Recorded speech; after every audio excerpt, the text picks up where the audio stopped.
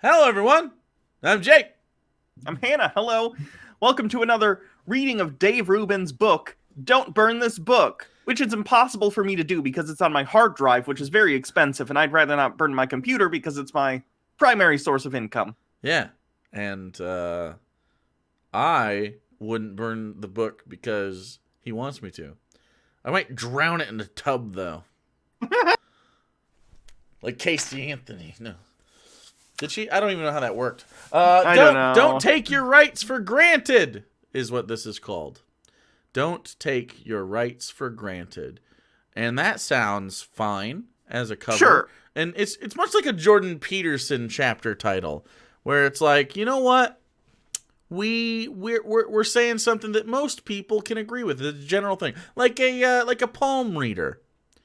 Unlike Jordan Peterson, also, unfortunately, the title isn't actually indicative of what the bulk of the chapter is about. No. It's not about not taking your rights for granted. It's about telling you you have some things very good in the United States. Therefore, you should never criticize any problems the United States has, ever. That's true. As if there's some magic genie just waiting for you to complain like it's the Twilight Zone so they can It's a Wonderful Life your ass and send you to like Somalia or something to live. See, it's not so bad. There's no child soldiers here. Then what are American military members? Oh, Jesus Gotcha. Christ. 18-year-olds are children. And we should either let them drink so they can bury the pain, or, more ethically, wait until you're 21 before you see active combat. Either way. So, here's what he says. The first line is, in case you hadn't noticed, the left wants you to believe that the United States is a lethal cocktail of imperialism, xenophobia, toxic masculinity, and capitalist greed designed to enslave the masses. This is a sentence we have to spend a little time on, right? Based, yes, true. So a lethal cocktail. Okay, so this implies that like the left thinks that like America is like a shithole crater of a nation, and Sure. and no one is comfortable living here and everything like that. No. There's a point in time in every civilization's life where you go from a point where India is a great example. They're in the middle of their industrial revolution, kind of like dealing also with modernity, which is a very specific problem in India. It's a very complicated situation there. But you see situations that would have arisen in our, like the 1800s during our industrial revolution, where you have people that don't have really great labor laws. There's super capitalist or super classism. Not super capitalism. That's based. And they have a caste system that's built into their society as well. Which, I mean, I'm not going to say we don't have that, but it's more explicit there. And they have. I guess just other symptoms of all this, of all these things that we have sort of gotten over. No one is saying that we are that bad. What we're saying is, at this point in our civilization, we have time to worry about the other stuff. We have time to worry. We don't have to worry about like fending off neighboring tribes for food. We're not a libertarian. We're not what anarcho-libertarians would like, but we are. Get rid of the word lethal. Shitty. Put shitty in the way. We're a shitty cocktail of all these things. Imperialism. Want to talk about imperialism for a sec? Let's talk about imperialism. We're imperialist. We're the most imperialist. Let me be clear. He says imperialism as if we're talking about like kings? Like we're talking about England going into India and occupying it for the purpose of exploiting it economically while having soldiers there. Which also could describe some of the recent conflicts America has gotten itself into in terms of like oil. But like the United States' neo-imperialism doesn't work the same way imperialism worked in centuries past, right? Right. It's not explicit. It's not literally going in and saying your country is ours now. It is using the levers of political power to exploit areas economically, using your power as leverage to do so. Yeah, 100%. And I mean, We mentioned this in episodes past. If you watch either of our streams, I'm sure this comes up. But we have 800 military bases total in more than 70 countries and territories.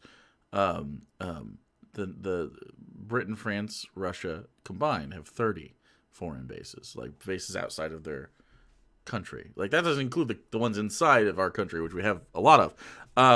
This is a form of imperialism where you exert military pressure on other nations by just having agreed upon it's semi-occupation of certain spaces, because America thinks that we're some sort of arbiter of of military might, and we police the world. And also consider this: not a lot of people understand how many territories we have. We have 5 territories that are like things that are, if you know geography, these are conscious on your mind, and they're inhabited territories. Puerto Rico, the U.S. Virgin Islands, American Samoa, which a lot of people sort of forget, which is very near, sort of north, a little bit of New Zealand and east of Australia. Northern Mariana Islands, which is right next to Guam. Guam is itself a military base. Those are our territories. But we also have uninhabited territory that we owe, and this is sort of the it's called the American or the United States Exclusive Economic Zone. So we have trade in these areas where we have like little stops off that we can across the Pacific. So we also, and this is, I'm not making this up, we also have the Midway Atoll, we have the Johnson Atoll, we have the Kingman Reef, Palmyra Atoll, Jarvis Island, Baker Island, Howland Island, Wake Island, and then these are uninhabited disputed territories that we just say we have, but they're disputed, but we count them for ours, which is Wake Island. And then there's the Serranía Bank, which is it's south of Cuba. And then we have Bajo Nuevo Bank, which is very, very near that. And then very near Cuba and sort of the Bahamas and all that, we have Navassa Island. We've just said we have these things. There's not a lot of that, like a lot of I guess backing it up, so to speak. And the reason we have those things is due to World War II, and we just took them and stayed there after we killed people on islands, the Japanese specifically, in the Pacific theater of World War II, and they're all west of Hawaii. And then the other ones we have because of the Cuba stuff, and then the Panama Canal and all that shit. So our stuff in Central and Central America, and I guess like that little the Gulf stuff. So we are incredibly imperialistic, and he goes on to talk about like how imperialism, we're not imperialist because we aren't doing the no taxation without representation stuff. We are. Puerto Rico doesn't have representation. We literally are doing that. Guam doesn't have representation. Do you know how I know that? They have no representatives in our government. That's how you can tell. They are not spoken for. Now, I don't think people in Guam want to be American necessarily. There's a military base there. My mom's actually been to Guam before. There's a military base, and then there's like the native people that live there, and it's literally like visiting a foreign country. There's different languages. There just happens to be a strong military presence, and a lot of trade vessels, merchant marines they're called. A lot of trade vessels dock there, and then we trade with like Japan and Indochina and India and all that, and Australia and stuff like that. Stuff that you take physically that you can't fit on a plane because it's too heavy or something. Stuff like that. Yeah, I have no idea how you can say we're not imperialist. He mentions the Bush Wars and Iraq. The justification he has for America not being imperialist too is the dumbest thing ever. He says, he basically references the Revolutionary War and says that America's independence was fought for to be anti-imperialist, to try and get America free of the influence from the British Empire, as if that prevents the U.S. from, in its intervening 200 plus years of existence, from also engaging in imperialism in different ways. Right. Like initially in 1776, 1775, when the war actually started, oh, we were fighting against people who were imperialist in the sense that they were controlling America from across the seas. So that means that even after those people die and there's completely different leadership and it's centuries and centuries later, that it's impossible for America to engage in these actions. It's just a really, really terrible argument, and I don't like that he makes it. Absolutely. I mean, not to mention, he also says this terrible line that is obviously not true. America is literally founded on pushback against imperialism, which is defined as a policy of extending a country's power and influence through colonization, use of military force, and other means. And he says that we've stayed true to this is a literal thing he says, we've stayed true to our belief that nations should self-govern. Vietnam? No? Anything we've ever done with Cuba? Ever? We literally just called them terrorists like 2 days ago. We just labeled Cuba as a terrorist state because they're communist. In real life. I don't. So they can.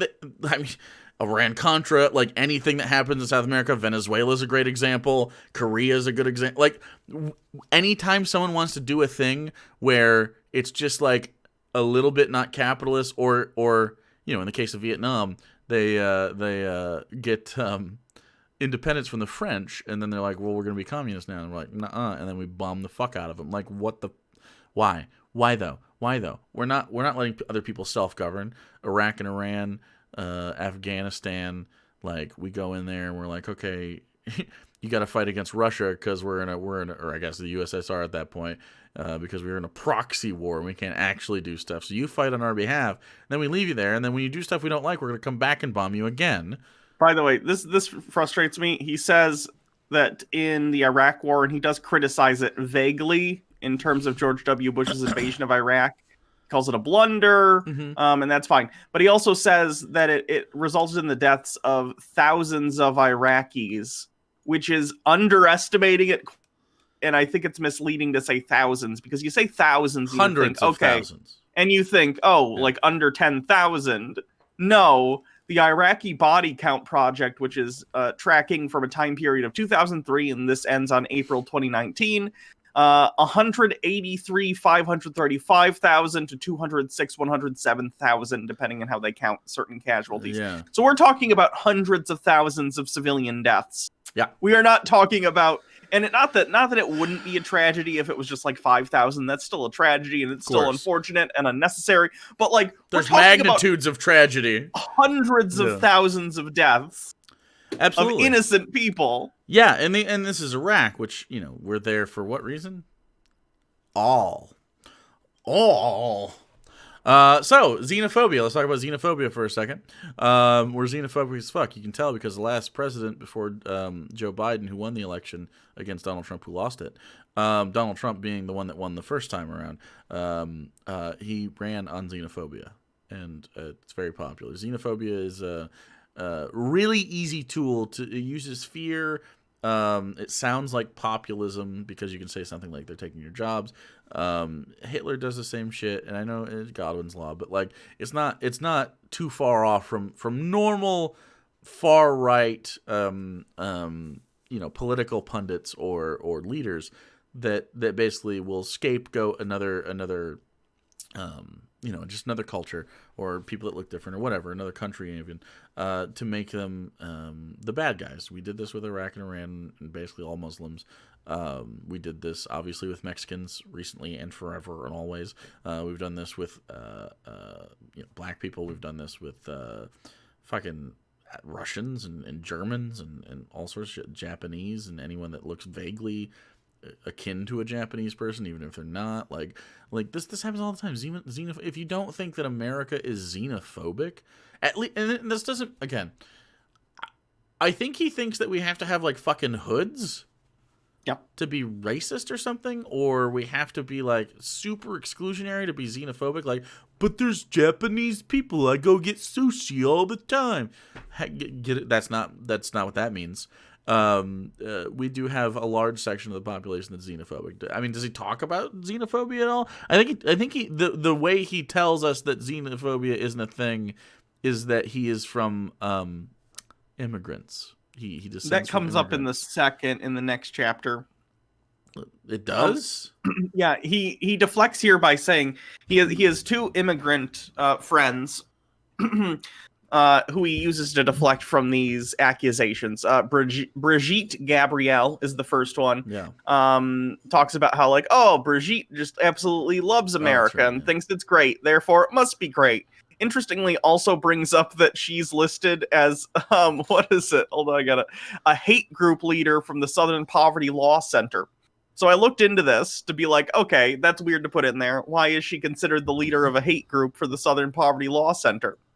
So as it turns out, she is the head of an organization that is like virulently anti-Muslim, and I understand like I'm not big on religion either. I'm not religious, obviously, from this channel. I'm fine with being critical of religion, but she completely like passes the acceptability line from criticizing a religion to actively just trying to harm religious people, which is not okay. So, for instance, one of the things she tried to do, her and her organization, this is just indicative of other things they've done as well, is they went into like public school systems in areas with large Muslim populations, somewhere like Dearborn, Michigan, right? And on the public school menus, they were having halal options because such a large amount of their students were Muslim. So that's makes fine. sense. That's reasonable. And her organization... Halal, if you don't know, is basically the Muslim kosher. Sure. Anyway, she went in with her organization and tried to force schools to not be allowed to provide halal options for students. This has nothing to do with actively trying to combat like the destructive religious beliefs or repressive religious beliefs. Right. This is entirely about harming Muslim children. Right. Why? What's the point of that? What are you doing? Look, I am atheist as fuck. Okay.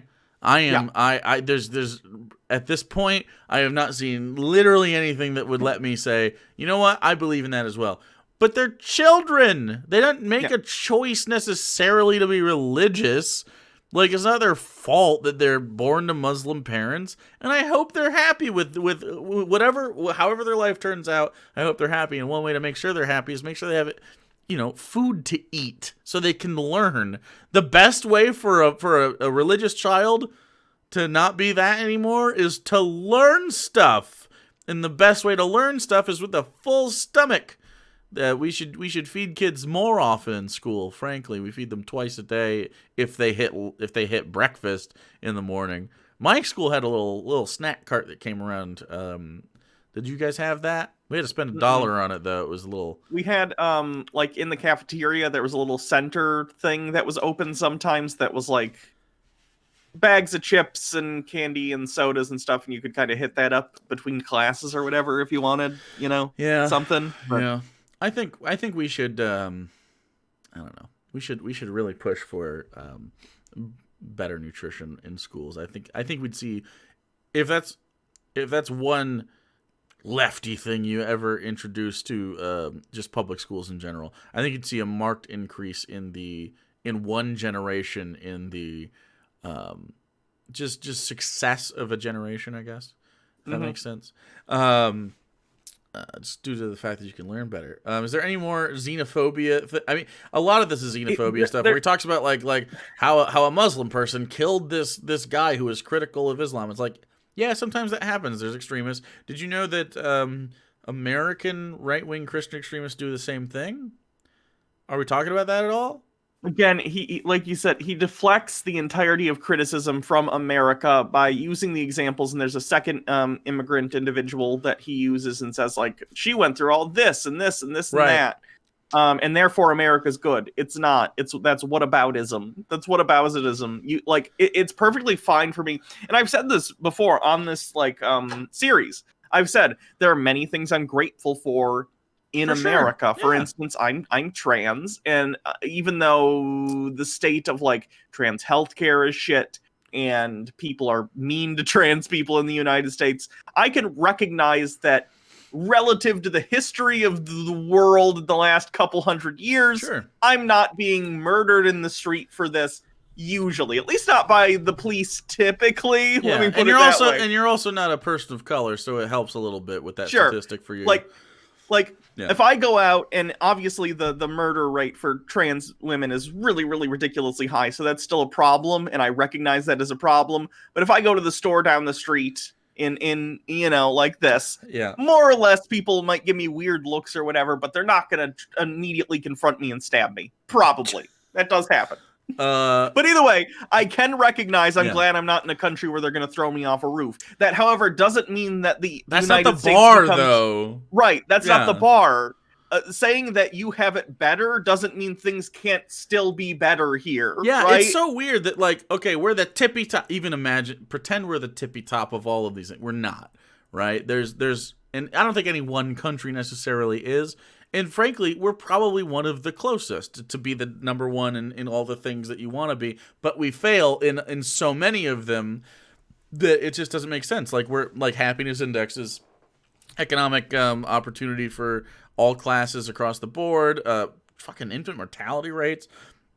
Even our human rights aren't we're not number one in any of that stuff. We're basically number one in economics, and barely, right? China and Russia are right there, and that's fine. Like, I talked to a guy the other day who wanted to continue the American hegemony for the purposes of, but then we won't be number one, and it just doesn't make any sense to me. Like, we can be number one in everything else but economics, for sure.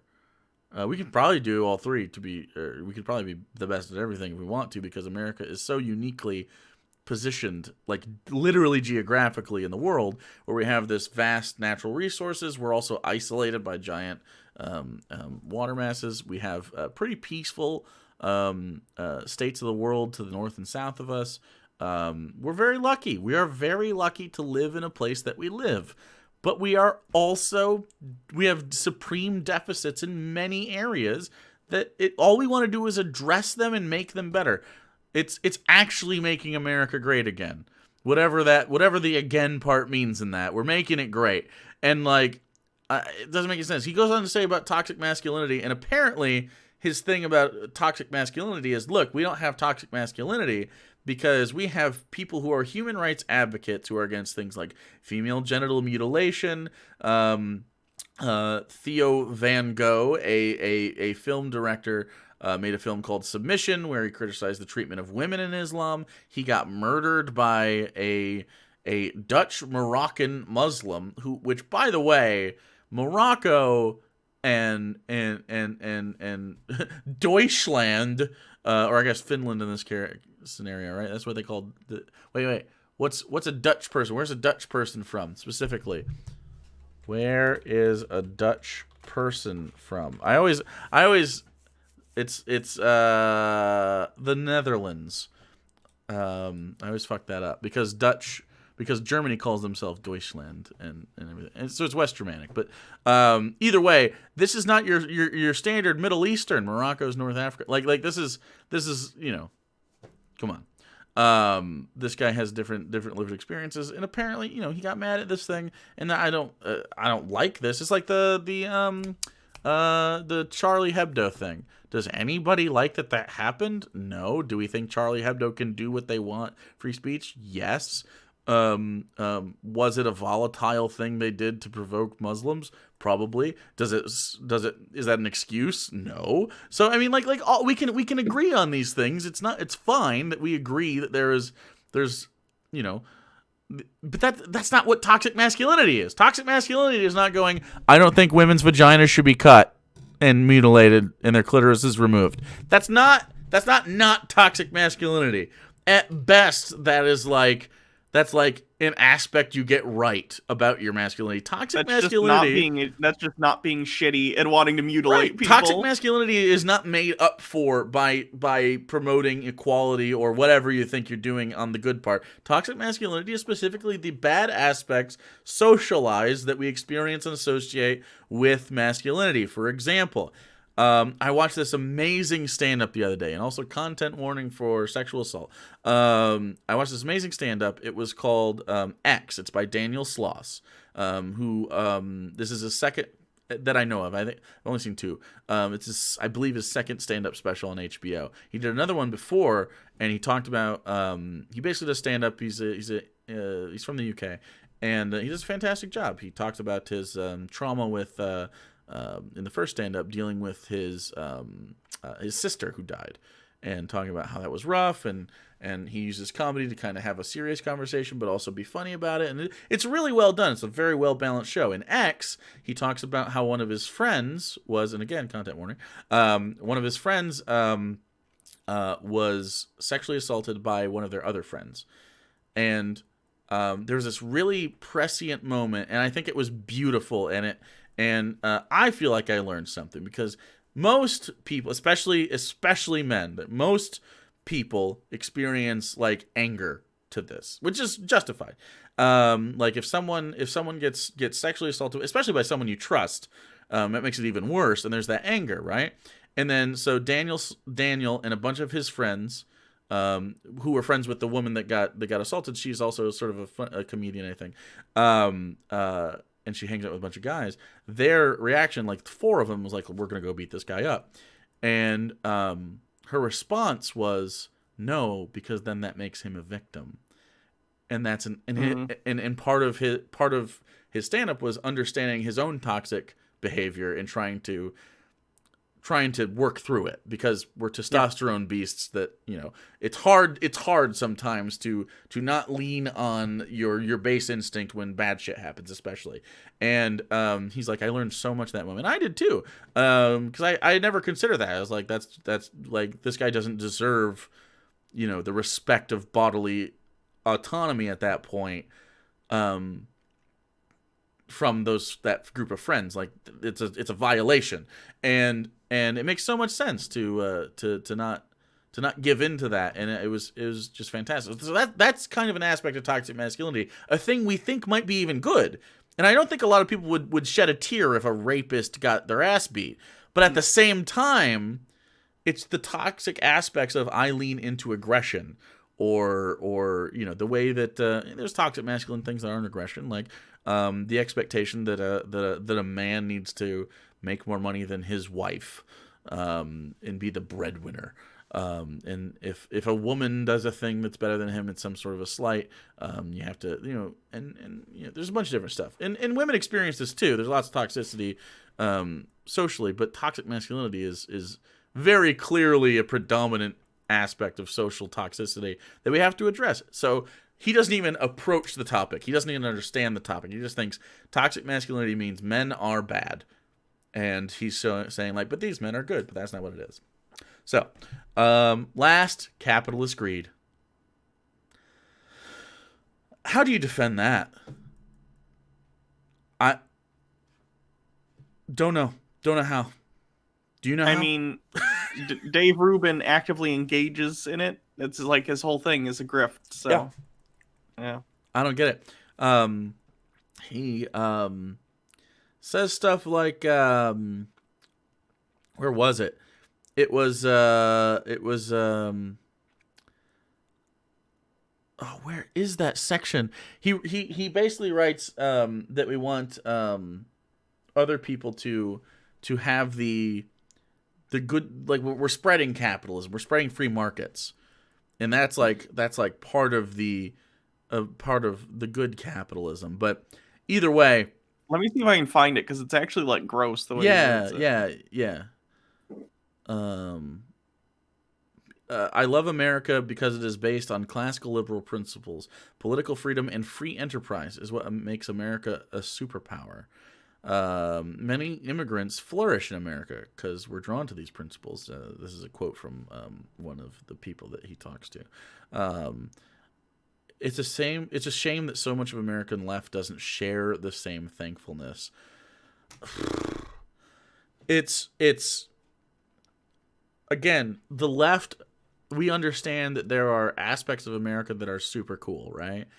And one of them that is not cool is the greed aspect of capitalism. Capitalism specifically, and we talk about this. I I am anti-capitalist up to a point because I don't think we can just cut ourselves off from it. It's like we have to wean ourselves off of capitalism, especially as the world, we're so interconnected, right?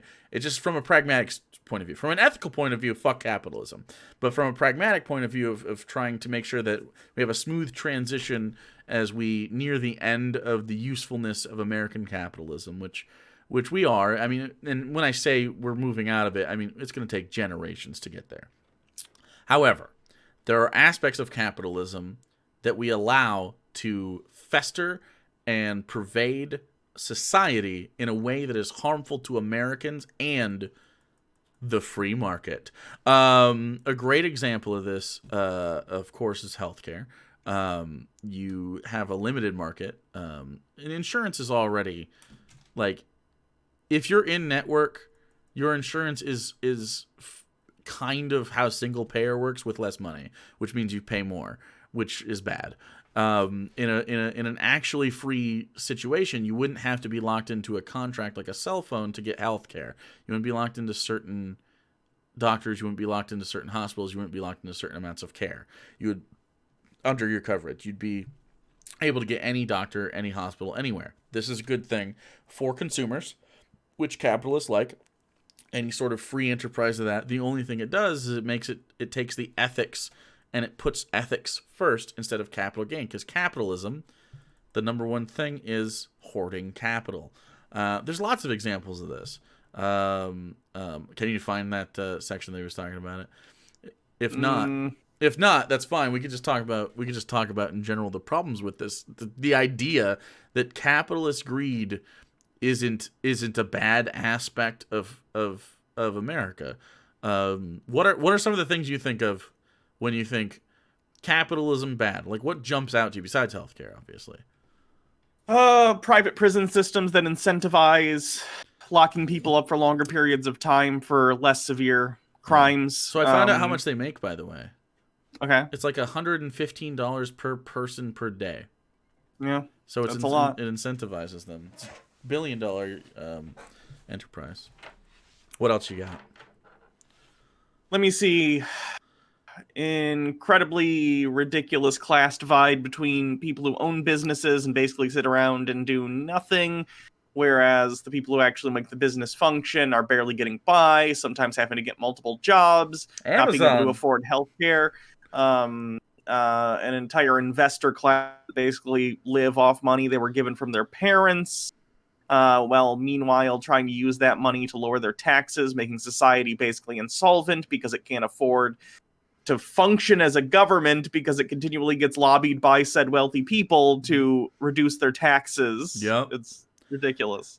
Which ends up hurting middle-class people too because their taxes have to be raised in kind to try and make up for the deficit caused by wealthy people getting out of doing their taxes. 100%. Or businesses paying their taxes in the case of like Amazon because they end up paying like $0 in taxes or very little because they're able to use accounting to basically say, oh, we didn't really make a profit this year, even though they do. Yeah. And I understand. And paying through stock is a great way to do that as well to avoid payment or income tax.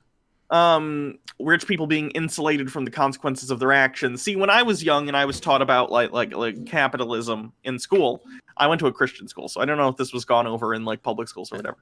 But like it was explained that like, oh, okay, so like you as the worker or whatever, you get paid less, but you're not taking on the risk, right? Yeah. You are an employee. The myth of putting in hard work gets you money. Right. Whereas the person who owns the business, they're taking on all the risk. Right. And if something goes bad, they'll take the brunt of it. When in reality, that's not really how it works. They cut workers first. In businesses over a certain size. Labor's the first thing to go.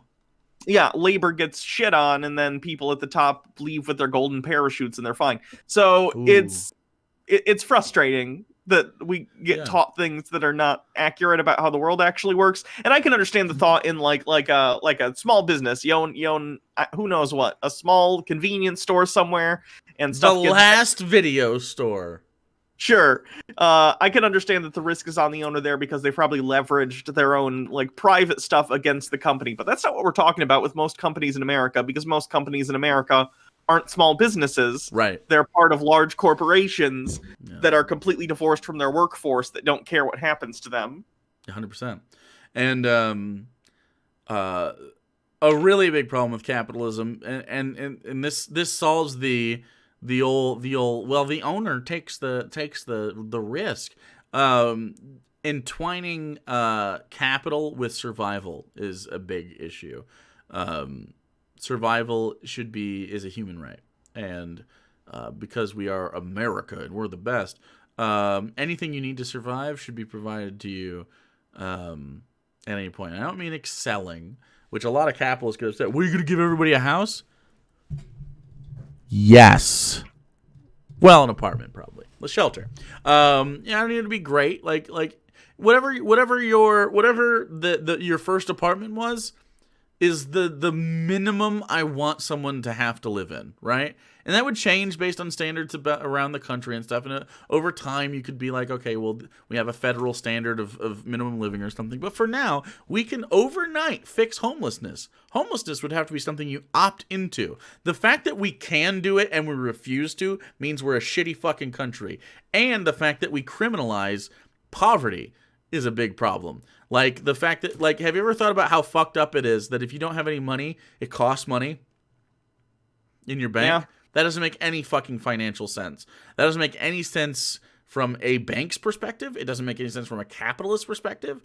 It's only greed, and it's like I don't know. It's like being those people that were addicted to mercury. They thought it had benefits, but it really just fucks you in the long run because you need the lower class because they're the consumer class. They're the people that consume the most things. Because they're the largest group of people. You need consumer class people to have enough capital to spend it, or your money stagnates. Worse off, you have these people that have all this money, Jeff Bezos and Zuckerberg, Elon Musk, Oprah, where the money sits because they just have so much of it, they can't spend it. They don't have needs that meet their immense wealth. It just sits there, and then it stops circulating. And when money stops circulating like that, guess what? Capitalism is hurt. It's just like learn economics, maybe? ? Just a little bit. You don't even have to be like a super smart person to understand that money not moving around in a capitalist system is not good. Money not moving around in a system with any markets isn't good. So you can even do market socialism, and if you just have billionaires, it's not good. So these are problems. It's not like I want to take this person's, like Jeff Bezos again. He has done something to the point where he has earned immense wealth. I'm not willing to take all of his wealth, but he doesn't need most of his wealth. In fact, if he took 99% of his wealth, he'd still be like a multi-billionaire. So it's like, what are we arguing about? We can take 99% of his wealth, and he has billions of dollars. You can't even imagine $1 billion. You can barely imagine $1 million. That $1 billion is so many millions. It's crazy. It's 1,000 million. Why? So anyway, is there anything else we wanna hit on this? I wanted to point out the very last line because I find it cringe, and I find it funny that the right talks about virtue signaling all the time, and then they say shit like this. Yeah.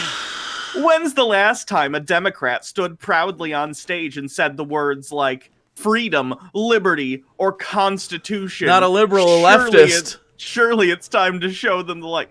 Guys, come over to communism. Every politician uses these buzzwords, okay? Yeah, but and people talk about the Constitution all the time. Yeah, the Constitution is full of things like freedom and liberty. You might as well be standing on stage like that episode of Family Guy saying 9/11 over and over. Yeah. I use the words freedom and liberty when I want to sell these concepts that we just talked about to capitalists because they love that shit. Yep. But also like it is truly more freedom and more libertous to detach yourself from the need of capital to get certain things. The Constitution I have on my desk, and we bring it up a lot on stream and stuff. And I like to have it because no one seems to have read it. And it's wild to me that you can invoke such a thing like the Constitution. So it changes on purpose, right? And it's also shitty. And frankly, They thought that we should change it like every 20 years or so, a little less, and just write a new one. Kind of the idea was to just like, okay, well, let's see if this still applies. Do we agree? Okay, and then we change stuff about it. Now, I think that probably isn't super ideal because depending on who's in power, they can change a little bit too much. But they were also these people grew up in a time when they desperately wanted to make sure that they didn't end up with a Trump situation because they didn't like that. They grew up in a time when kings were contemporary, right? And seeing the way that kind of tyranny plays out.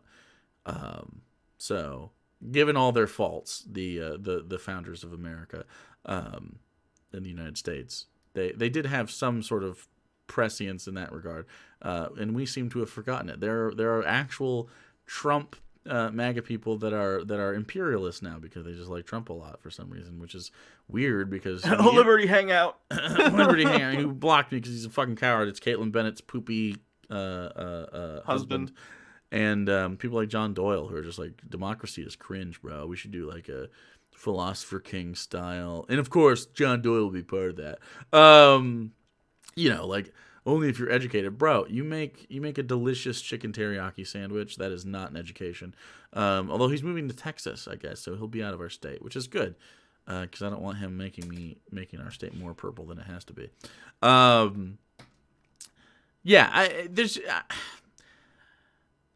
I think that there is hope for this country, and that's why we keep advocating for stuff like this, because there's such a cool foundation to be able to have like a really dope sort of egalitarian, like trying to be egalitarian, or at least equitable, where like someone can be whoever they want to be.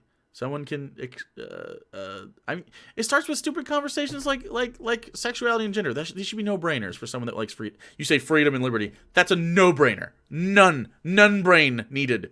Go, okay, you can be who you want. Done. Next question. Like, they can't even get the basics right, some of these people. It's like they don't want these things except for themselves. Surprise. So, do you have any parting words for the old Ruby Rubes? I hate you. True. It's weird that you and your husband have the same name. They have this. Wait, they're both named Dave? Dave and David. Oh, David. he calls him David. You're totally right. And you whining on Twitter about Trump getting banned from Twitter isn't going to do anything. You're impotent. Please stop. Well, he blocked me, so I've never seen it. But okay. It's sad. R.I.P. Dave. Anyway, so if you enjoy us yelling at Dave, there's more. There's more where that came from. So thanks for hanging out with us. You can follow me at PapaBirdJake on the internet, twitter.com or something. You can follow me at Hannah Reloaded. By the way, have you seen all these right-wingers complaining that they've been losing Twitter followers over the past? I've been gaining. I have too, and I would point that out. It's like, if you want to not lose a bunch of followers when they purge Nazis, fascists, and people calling right-wingers to violence, then maybe you have a less shitty audience, because I've gained a lot in the last few days. I was going to say, I've gained about 2,000 followers over the course of the last month and a half, maybe 3 months. I think I'm at 1,200 or so if we're talking about, something like YouTube. Oh, YouTube! By the way, YouTube and Twitch, we both have individual ones of those that we clip out our Twitch broadcast from. So if you don't like live content and you're like, I don't like socializing, okay, I get it. You can check out Hannah Reloaded on the YouTube. You can check out me at Actual Jake on the YouTube. We have lots of content. We watch. We have a little bit different stuff, which is nice. So Hannah goes. I guess pimp yourself. I was gonna pimp you, but you can pimp yourself. Let's see. I do Chud Watch pretty regularly, which is where we look at right wing stuff, very similar to Jake's trash streams. We look at news articles and we look at various chuds doing chud stuff, and that's a lot of fun. But I also do Tinfoil Tuesday, where we look at conspiracy theorists and sort of talk about how people get into conspiracy theories. what causes people to buy into them, and we just have fun kind of making fun of the silliness of some of them, like the lizard people and all Yeah. that stuff. We do oh god, we do other stuff. We do cringe streams, we do Public Domania, where we look at public domain movies and TV shows and stuff. Yeah, we do all sorts of stuff over there. Oh, Sovereign Citizens, we look at sovereign citizen videos and talk about the legality or lack thereof and what they're saying. Yeah. Whole bunch of stuff. It's always fun. And then over at my stream, we do a lot of politics, where we get into not just chuds, but just political stuff in general. We do that a few times a week, where like I'll argue with Sargon or something. In fact, I have here, I don't want to pick this up. I have his milk boy right here. He's a milky boy. This is actually just a photograph of him. I haven't edited this at all. This is just how he looks. He's a milky boy. From his lotus Lotus Eaters channel. We also just a lot. And sometimes I yell at them in a corn suit very, very seriously. I have a feud with Mimsy Moon. If you've seen that from Shoe on Head's channel, Mimsy does not like me. And speaking of which, someone apparently has the same puppet as Piper, because she didn't make that puppet, right, and they're sending it to me. Okay, so I got a different puppet on the mail for me. I also I also have this. So I mean, like, beat that. Oh no! Someone won. Someone did their Patreon thing and won one of the little doll houses, and they're sending that to me too. Right, it's probably the same person that sent this to me. Amazing. So I do that. I also do debate, or more discussion. It's not really debate. Like, we don't sit down and do like opening statements and stuff. I like to have discussions with people. Sometimes they're good discussions where we agree, or someone wants to learn something, or I want to learn something, or it's a fan or something. And sometimes they're an idiot who is just the dumbest, and that's like fun last too. time. Yep, like last time. So that one was insufferable. He is so stupid. Yeah. I wanted to bail out, and then he would say something interesting. I'm like, fuck. God, he's so fascinating because he's so in the weeds. He was very, very Catholic. But I also had a libertarian show up and just agree with me. I've had people come on and simp on accident. I don't know. Very strange. So frustrating and homophobic and transphobic that Baha and I decided, as to spite him, to go and do unspeakable things, specifically because fuck him. That doesn't make me horny at all, but I'm glad that you got whatever you wanted out of that. So so we do all sorts of stuff like that. It's a lot of fun. And then on Wednesdays, we get to play D&D together. We do that on my channel, so that's really fun. So if you like the chick tracks, you'd love D&D. I'm just tossing that out there. So please show up for Charisma Saves on Wednesdays at my channel. And we also upload that on a separate channel as well that you will have access to if you show up. You'll know about that. And that's the end of that. That's the end of all the pimping. I just wanted to talk about that for a little bit. So we do a lot of content that you don't get on this channel because it doesn't really fit the theme, really. So we love you very much. That's it. That's the whole thing. So nice. Next time we got some Bible stuff happening. We got some Ruby Rubes. Next time on Ruby Rubes, look backward, not forward, and he's going to talk about surprisingly how much generational wealth he was born into, and have no self-awareness about that whatsoever. So that's nice. And then Hannah and I are also watching a movie soon. So, prepare your butts for an inauguration-themed movie. You're welcome. So, have a wonderful whatever it is for you. Day, night, morning. I hope you get everything you wanted out of it. And hopefully you experience, I don't know, a good pleasure. A pleasure that you were waiting for today. What pleasure do you hope they get today?